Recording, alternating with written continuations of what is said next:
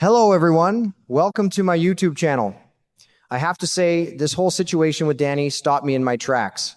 I've watched a lot of kids in Port Charles grow up under impossible circumstances, but every now and then one of them makes a choice that tells you exactly who they are becoming. This wasn't about being brave for attention or trying to prove something. To me, this was a young man carrying a weight that most adults would struggle to handle. As folks like to say back home, the truth has a funny way of catching up with everyone, and Danny decided he wasn't going to run from it. What really caught my attention wasn't just that Jason found himself in trouble again. Let's be honest, Jason has spent half his life taking the blame, protecting other people, and walking straight into danger without asking for applause. The surprise was Danny. For years, I've wondered what parts of Jason, his son, would inherit.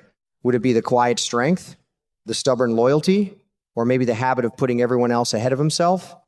This week, I think I got my answer. When Danny walked into Jack Brennan's office, I don't believe he was looking to be a hero. I think he simply reached a point where staying silent felt worse than speaking up. He looked Jack in the eye and made it clear that Jason wasn't the one who shot Cullum. Then he did something that probably kept him awake long before he ever opened his mouth.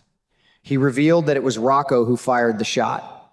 Now that's the kind of decision that can change lives overnight. I never got the feeling Danny wanted revenge against Rocco. If anything, I think he was hoping there might be another way. The last thing he wanted was to watch his friend suffer. But he also couldn't accept watching his own father sit behind bars for something he didn't do. That's a heartbreaking position for any teenager to be in. No matter which direction he turned, somebody he cared about was going to get hurt. Jack's response made the situation even heavier. He didn't promise justice or fairness. Instead, he reminded Danny that the WSB might not care who actually pulled the trigger. If exposing the truth put Rocco in danger, that might simply become collateral damage. Hearing that would have scared almost anyone into backing away. And honestly, I wouldn't have blamed Danny if he had changed his mind right then and there. But he didn't. That's the moment I couldn't stop thinking about because it reminded me so much of Jason, even though Danny handled it with the uncertainty and emotion you'd expect from someone his age. Jason usually walks into impossible situations with that stone-faced confidence we've all come to know. Danny wasn't like that at all. You could almost feel the fear behind his decision, yet somehow he kept moving forward anyway. Sometimes courage isn't about looking fearless. Sometimes it's about doing the right thing while your heart is pounding. What makes this story even more meaningful to me is that Danny wasn't acting out of anger.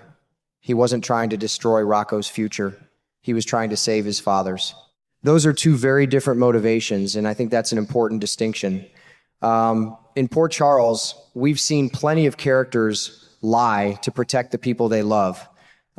Danny took the harder road. He believed the truth mattered, even if it came with consequences nobody wanted. Then Charlotte added another interesting layer when she admitted she would have done exactly the same thing for Valentine. I thought that was a powerful comparison. It reminded me that family loyalty doesn't always wear the same face. Sometimes it asks people to make impossible choices that leave everyone hurting. In this town, love often comes wrapped in sacrifice, and Danny may have just learned that lesson far earlier than anyone would have wished for him. What really kept turning over in my mind was the simple fact that Jason never asked Danny to do any of this. That's the detail I don't think people should overlook. Jason has spent years protecting the people he loves, sometimes to a fault, but he has never been the kind of father who would tell his son to throw away a friendship just to save him. Danny made that decision completely on his own, and in my opinion, that's what makes this story so powerful.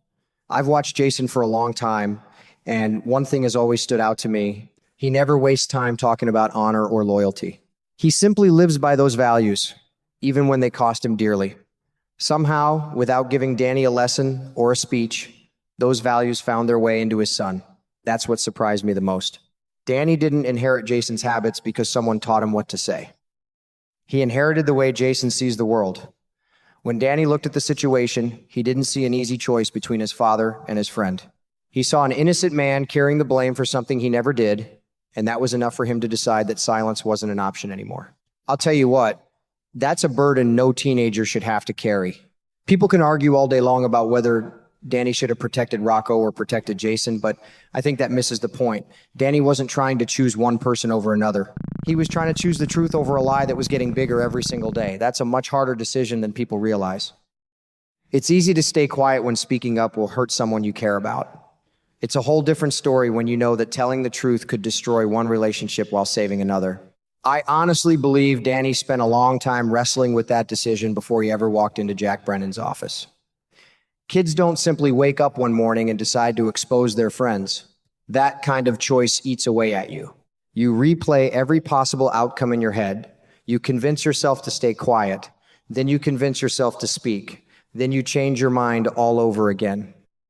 I could almost feel that struggle as the story unfolded, and I think that's what made Danny feel more real than ever before.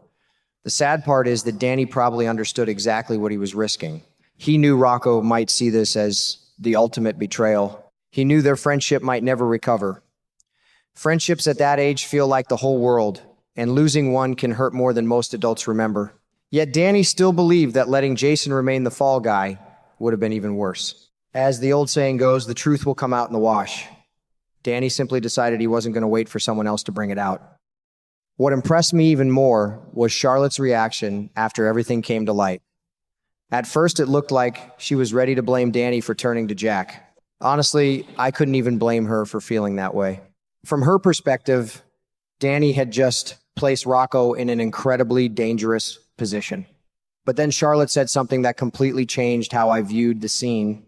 She admitted that if Valentine had been the one falsely accused instead of Jason, she would have done exactly what Danny did. That confession carried a lot more weight than people might realize. Charlotte wasn't just defending Danny. She was admitting that family loyalty has a way of pushing people into impossible situations.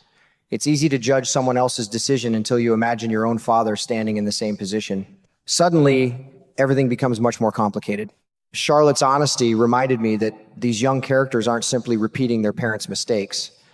They're beginning to understand why their parents made those painful choices in the first place. That's what makes this storyline so much richer than a simple mystery about who shot Cullum. This has quietly become a story about what children inherit from their parents. Sometimes they inherit their smile. Sometimes they inherit their stubbornness. And sometimes they inherit a moral compass that points them toward difficult decisions, even when every instinct tells them to run the other way. Danny didn't copy Jason because he wanted people to notice. He acted because deep down, his conscience wouldn't let him do anything else. By the time this chapter is over, Jason may be free, Rocco may be facing consequences, and Danny's friendship could be forever changed. No matter how it all unfolds, one thing is already clear to me. Danny crossed a line that can't be uncrossed. He chose truth over comfort, responsibility over convenience, and conscience over fear. Those aren't easy lessons to learn, but they define the kind of man he's becoming. In the end, I don't think this story was really about who pulled the trigger. It was about who was willing to carry the weight after the smoke cleared. Jason has carried that weight for years. Now Danny has picked up a piece of it himself, like father, like son. Unfortunately, for everyone hoping for a little peace and quiet in Port Charles, that family tradition is still very much alive.